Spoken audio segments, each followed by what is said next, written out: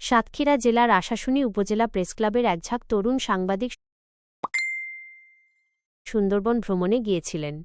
এই ভ্রমণ ছিল তাদের জন্য কেবল একটি আনন্দ বিনোদনমূলক যাত্রা নয়, বরং সুন্দরবনের প্রাকৃতিক সৌন্দর্য ও জীববৈচিত্র্যকে কাছ থেকে দেখার এবং অভিজ্ঞতা অর্জনের একটি অসাধারণ সুযোগ।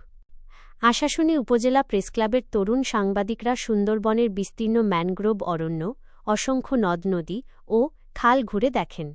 তারা বনের গহীনে প্রবেশ করে প্রকৃতির নিস্তব্ধতা ও বন্যপ্রাণীর জীবনযাত্রা পর্যবেক্ষণের চেষ্টা করেন। এই সময় তারা বিভিন্ন প্রজাতির পাখি, বন্যপ্রাণী এবং সুন্দরবনের অনন্য উদ্ভিদ জগতের সাথে পরিচিত হন।